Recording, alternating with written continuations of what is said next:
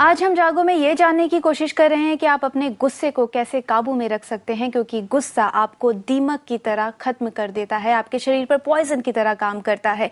जब लोगों को दिल की बीमारियां होती हैं तो एक स्टडी के मुताबिक दिल की बीमारियां जिन लोगों को हुई हैं उनमें से 44% लोगों को इसीलिए बीमारी है क्योंकि उनको ज्यादा गुस्सा आता है। एल्कोहल जो कंज्यूम होता है, इसका कंजम्पशन होता है, गुस्से में ज्यादा बढ़ जाता है। आप स्मोकिंग ज्यादा करते हैं, इसलिए गुस्से का सीधा सीधा असर आपकी सेहत पर भी पड़ता है। इसलिए इसे कंट्रोल कीजिए। और ये आज कैसे कर सकते हैं ये हम जान रहे हैं महेश जी से। महेश जी, जैसे कि ब्रेक पर जाने से पहले शालू जी ने हमें कॉल किया और आपने भी कहा था कि गुस्सा जो लोग रिएक्ट करते हैं अलग अलग तरीके से करते हैं। कुछ रिएक्ट कर देते हैं, जैसे आकृति जी को गुस्सा आता है वो चीख देती हैं, शालू जी सप्रेस कर लेती हैं, मन में दबा लेती है लेकिन तकलीफ होती है। तो आपने रिएक्शन का तो बताया कि आप कारण सोचिए, उस पर वर्क करिए, लेकिन शालू जी की समस्या का क्या हो, क्योंकि गुस्सा आता है पर वो अंदर दबा लेती हैं।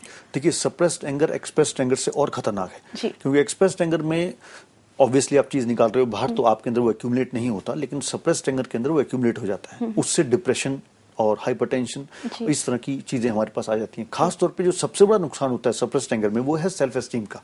आपकी सेल्फ एस्टीम इतनी डाउन हो जाती है कि उस समय आप जो पोटेंशियल है आपका वो तो बिल्कुल निकल के नहीं आता, कॉन्फिडेंस लूज हो जाता है और हर चीज में आपको ऐसा लगता है कि मैं विक्टिम हूँ, लोग मेरा फायदा उठा रहे हैं। बहुत ही फ्रेजाइल हो जाते हैं उस टाइम पे। तो अब जैसे शालू जी का भी क्वेश्चन था कि उस चीज को मैं कुछ कह नहीं पाती, देखिए इसमें भी बहुत हेल्प करती हैं प्रेयर्स। बिकॉज आपको जब हम धरती पे आए थे हमें ऐसा बना के नहीं भेजा गया, ये यहाँ आके हम हुए हैं। इनको भी यही बात मैं सलाह दूंगा कि पहले जाएं कि ये शुरुआत कहाँ से हुई है उसको देखें, और फिर वो देख पाएंगे कि वो बहुत अननेसेसरी था।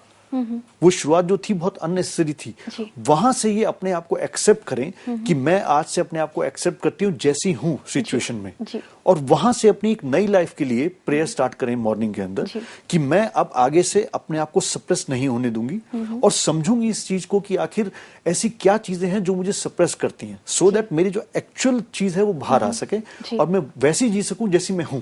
जी, तो यहाँ पर शालू जी को भी यही समझने की जरूरत है कि पहले गुस्सा आता क्यों है और फिर प्रे करे। तो इनको शालू जी, आपको सिर्फ अपने अंदर गुस्सा ही कम होता नहीं दिखेगा, आपको ओवरऑल बहुत पीसफुल फील होगा और जो लो सेल्फ एस्टीम आपको एकदम से लगती है तो उसमें भी काफी अंतर आएगा और आपका आत्मविश्वास भी बढ़ेगा। सिर्फ गुस्सा ही कम नहीं होगा, इसलिए जो प्रेयर्स हैं उन पर विश्वास रखिए, खुद में बदलाव लाइए और आप देखेंगे कि आपको गुस्सा भी आना वैसे ही कम हो जाएगा, उसको सप्रेस करने की भी जरूरत नहीं पड़ेगी।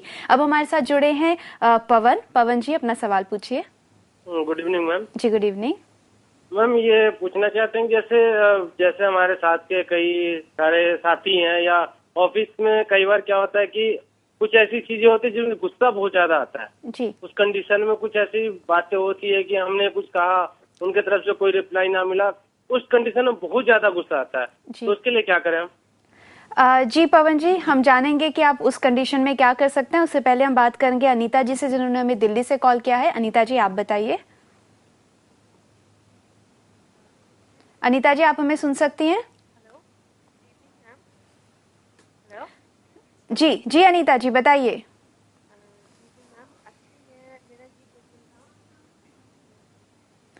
लगता है अनीता जी तक हमारी आवाज नहीं पहुंच रही है। अनीता जी, आप वापस हमें कॉल करने की कोशिश कीजिएगा। फिलहाल हमारे साथ हैं रिचा। रिचा जी, आप अपना सवाल पूछिए। घनश्याम जी बताइए। घनश्याम जी, आप हमें सुन सकते हैं? हाँ, सुन सकता हूँ। जी बताइए।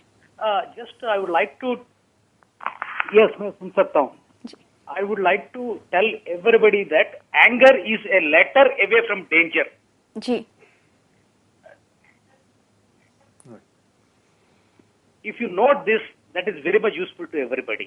जी बिल्कुल घनश्याम जी, इसी नोट के साथ कि बस एक लेटर कम होता है डेंजर से। बिल्कुल, जब एंगर हमें आता है, गुस्सा आता है, तो सारी डेंजरस सिचुएशंस बन जाती हैं और यही डेंजरस सिचुएशंस ना बने, इसका क्या हल हो सकता है, ये आज हम जानने की कोशिश कर रहे हैं। तो महेश जी, पवन जी की प्रॉब्लम पर आते हैं कि वो कैसे कंट्रोल करें। इन्होंने ये कहा कि जब कोई जो उनके कलीग्स हैं या ऑफिस में जब कोई कुछ कहता है तो बहुत ज्यादा गुस्सा आता है। एक्चुअली ये एक बहुत ही नॉर्मल प्रॉब्लम है कि हम बहुत सोशल एनिमल्स हैं, लोगों के बीच में रहते हैं, तो डिफरेंट तरह के लोग होते हैं। नाउ यहाँ पर सिचुएशन ये नहीं है कि किस सिचुएशन से मुझे गुस्सा आता है। प्रॉब्लम यह है कि मैं रिएक्ट कैसे करता हूं उसको। तो उनसे भी मैं ये कहना चाहूंगा कि अपने रिएक्शन पे आप कंट्रोल कर सकते हैं, आप उन लोगों के बिहेवियर पे कंट्रोल नहीं कर सकते। हो सकता है वो आपके साथ ही नहीं कर रहे, हो नहीं सकता, ये पॉसिबिलिटी है वो सबके साथ ही ऐसा बिहेव करते हो, घर में भी, बाहर भी, हर जगह भी। तो अगर हम ये चाहेंगे कि वो अपना बिहेवियर चेंज कर लें तो दैट इज नॉट पॉसिबल, और वहां पर टाइम वेस्ट करना होगा। हम सिर्फ ये कर सकते हैं कि अपने रिएक्शन को उसमें चेंज कर लें, कि अगर हमें पता है इस बात का जवाब इसने ऐसे दिया है, तो हमें ये देखना है कि आखिर इसको मैं किस तरह के क्वेश्चंस पूछूं जिससे मेरा काम भी निकल जाए और इसको गुस्सा भी ना आए। तो आपने अपने आप को एडजस्ट करना है उसके मुताबिक, क्योंकि ये एनवायरनमेंट है जॉब्स के, यहाँ पर हमें इतना टाइम नहीं मिलता कि हम किसी के साथ थेरेपी या काउंसलिंग कर पाए, बिकॉज बॉस हैं या हमारे कुछ हैं। तो हम सिर्फ अपने रिएक्शन को देखें और उस पे काम करें, उससे बहुत मदद मिलेगी। जी, जैसा कि आपने कहा रिएक्शन, जब हम रिएक्शन एकदम से गुस्से में गुस्से का रिएक्ट नहीं करते, सिर्फ रिस्पॉन्ड करते हैं, समझने की कोशिश करते हैं, तो जिसको गुस्सा आ रहा होता है वो भी कहीं ना कहीं शांत हो जाता है जब आपको देखता है कि आप उस पर कैसे रिस्पॉन्ड कर रहे हैं।